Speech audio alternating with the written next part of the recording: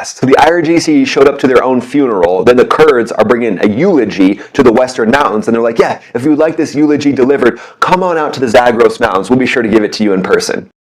But now let's build the full picture of what's going on, because the sequencing here is pretty much everything. So on June 28th, IRGC forces from the Hamza Sayed al-Shaddada headquarters launched heavy artillery and mortar fire into the Gagesh highlands between Mabar and Purashar, targeting Eastern Kurdistan Defense Unit fighters in positions there. And these aren't slouches. It triggered several hours of sustained combat. 4 YRK fighters, 2 men and 2 women didn't make it home from that engagement. The IRGC claimed they took down 6, and then 3 days later, on July 1st, those same Hamza headquarters forces ambushed a vehicle carrying 6 PDKI Peshmerga near the village of Kezapan. The night before the ambush, though, 2 IRGC members were confirmed to be eliminated in front of their own residences inside the city of Pava. Not a mountain outpost, a city. At the same time, a checkpoint on the Bana Sakal road in Kurdistan province was hit. 3 Iranian security officers eliminated in a single engagement. And these are the things that Iran doesn't want you to know about. They want to publish how they took down some of the Kurds, like we talked about a second ago, but these are not things they want leaked out to the Western media, especially the Western media elements that might be a little more pro-IRGC. A little bit of a mouthpiece of the IRGC, should we say. You know who we're talking about. And then, from nowhere, a newly declared Kurdish armed group called the Kori Hawa surfaced in Kermanshah province and claimed its first 2 IRGC eliminations. The Kurdish Committee's president, Majid Glai, told Fox News Digital directly, this is not business as usual. This is not like periodic clashes on the border. This is operations, and it seems to be deep inside Iran. 3 provinces all erupting in the same 7-day window. Iran responded by striking those PDKI camps in the Kurdistan region of Iraq. So they're actually going into Iraq now at this point. They went in so aggressively, though, that the Khormor gas field halted gas supplies to regional power stations. So Iran basically caused its own regional electricity crisis to try to choke off Kurdish logistics. Iran not planning something out or thinking something through. Yeah, we've never seen this move before. So Iran launched 850 strikes to try to stop this insurgency, but the insurgency opened 3 new fronts along the mountains anyways. So at this point, I think it's pretty clear that Iran isn't able to push the Kurds back in. So now let's talk about who these fighters are and how they could actually use ISR to fight Iran in the Western Mountains right now. So the tactical problem for the IRGC is genuinely brutal. The Zagros Mountains, that's the range on the Iran-Iraq border. It's some of the most unforgiving terrain on the planet. We're talking 10,000-foot ridges, narrow gorges with no road access. This is the same area where the F-15E Wizzo and Pilot were shot down and had to evade. Cave systems, tunnel networks built over decades of insurgency by the Kurds themselves. Iranian helicopter gunships struggle to operate at these altitudes. They're not advanced technology, they don't have the engines to get there, and it's very dangerous for their helicopters to operate, so it basically means no air support for the IRGC. Armored columns have one road. They can go down one road, so it leaves them very susceptible to ambushes. And the people defending this terrain have basically memorized every fold, every nook and cranny. 5 groups, 1 coalition, each brings something different to the fight. There's an armed wing, that's the Eastern Kurdistan Defense Units. They're the most battle-hardened force on the board, and they're affiliated with the PKK, operating out of the Kandil Mountains right on the Iran-Iraq border. These fighters include a significant proportion of women who have spent 2 decades running guerrilla warfare in terrain that breaks conventional military thinking minds. Their standard playbook, small 6-man infiltration teams that move under darkness down from the mountain staging areas. They penetrate IRGC patrol routes, execute precision ambushes on checkpoints and convoys, then they disappear back into the ridgelines that Iranian drones have trouble tracking through. They don't necessarily need an elimination chain, they are the elimination chain themselves with these small guerrilla warfare strikes. And then the PDKI, that's the Democratic Party of Iranian Kurdistan. This is the oldest and most organizationally mature force in the coalition. They have intelligence networks embedded inside Kurdish majority cities in Iran. They're not just scouts on hilltops, these are people inside Iranian society who can report on IRGC garrison locations, patrol schedules, vehicle movements in real time, the kind of human intelligence that can't be replicated by any drone. They're right there in the moment watching this all go down. The Kurdistan Freedom Party has been the most offensively active of all the groups, claiming multiple strikes on IRGC positions in Kermanshah and Loristan before the war even started. These are assault teams that have been running pre-planned strike packages against IRGC infrastructure for years. But here's where it gets wild. Could there be some three-letter organizations maybe popping in and helping out? Well, we've seen some reports from Reuters and the New York Times that reported on U.S. and Israeli discussions about arming Kurdish factions. Trump did make a statement early on that he wanted the Kurds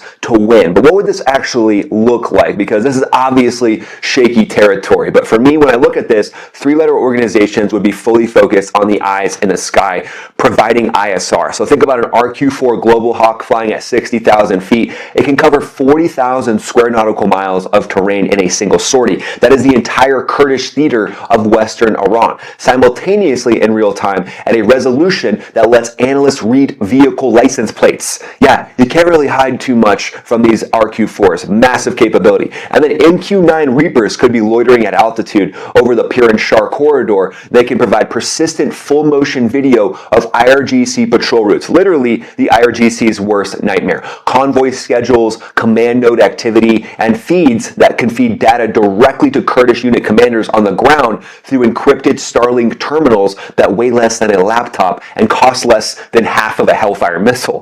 When Kurdish Peshmerga stop walking into IRGC ambushes and start setting them, this isn't just a coincidence. This is the difference between no air cover and being blind and being the watcher. But from the Kurdish councils, it looks like they're describing this as the shaping phase. So they're basically saying right now their goal is to degrade command nodes, air defense, and logistic networks that previously constrained Kurdish insurgent activity. So you do not accidentally neutralize every radar installation covering the Kurdish infiltration corridors, every IRGC early warning site along the Zagros front that went dark during the U.S. strikes. This is a window that Kurdish cross-border movement could walk through undetected. So U.S. knocked down so many of the ability of the IRGC to protect its western half. Why is that?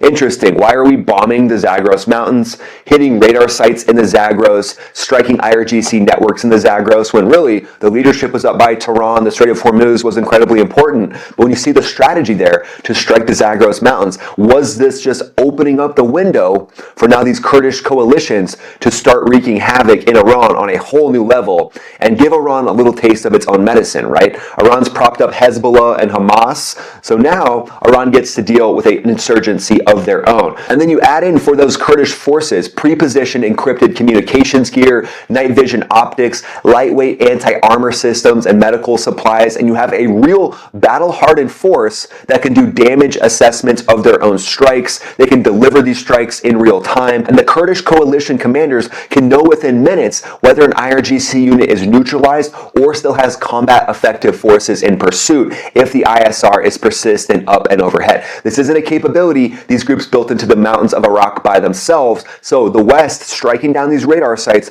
during the conflict, during Epic Fury, seems to be a window of opportunity like no other. So Iran's radar network used to be able to see the whole Zagros front, along with electro-optical systems that could look for these guerrilla teams. Then CENTCOM came through and just gave them a new update to their software. CENTCOM came through and just helped them reduce their carbon footprint, and they called it a Tuesday. So the IRGC isn't nothing, we know that. And IRGC General Ahmad Vahidi, the commander-in-chief of the Revolutionary Guards, he appeared in public for the first time since the war began. He was wearing that baseball cap in a crowd, surrounded by plainclothes security. He was trying to remain anonymous. But at the end of the day, if anything films this dude, Mossad is sitting there like, bloop, they get like a little notification. They're like, Vahidi is hanging out with General Salami and General Tuna. This might be a perfect opportunity to introduce them to the little cocktail party in the sky.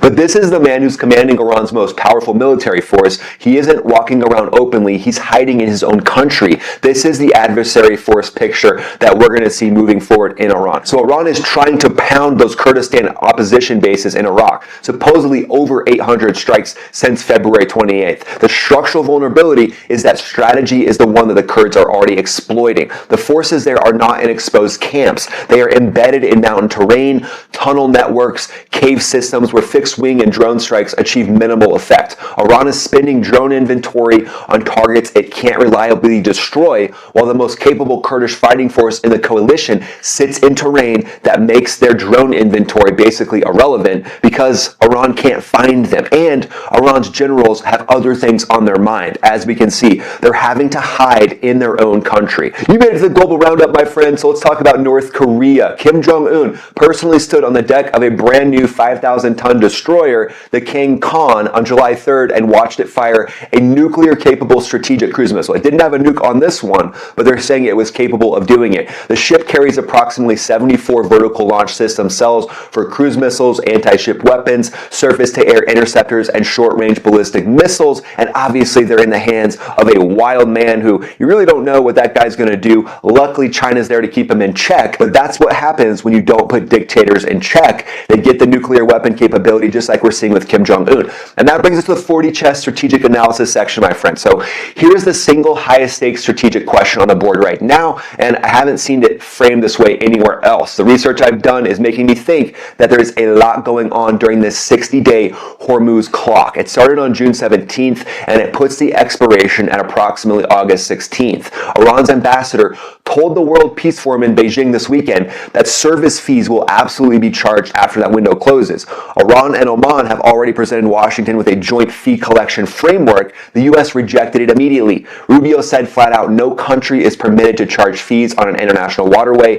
Trump said it will be permanently toll-free, and the technical negotiations to resolve this don't even start until July 11th, after their funeral probably of both of the Ayatollahs. They're saying it's just one, but obviously Iran is on their heels right now. They're in a position where they're fighting multiple fronts of an insurgency. They know that they have to hide within their own country, and they're trying to sneak in tolls into the deal for the Strait of Hormuz. What a wild situation that Iran has found itself in. And at this point, the southern highway in the Strait of Hormuz seems to be flowing oil. Not on the same level it was before, but reports I'm seeing is over 40 ships in the last 24 hours have transited the Strait of Hormuz, hopefully going back up as soon as possible to that 110 number that we saw before the conflict. So where do you think things go from here? Do you think we see hostilities kick back off after this 60-day window ends and Iran does what they do? They try to do tolls in the Strait of Hormuz. Do you think we see some real breakthroughs from the Kurds on the Western Front? Do you think the Free Iranian people might actually have a window to rise up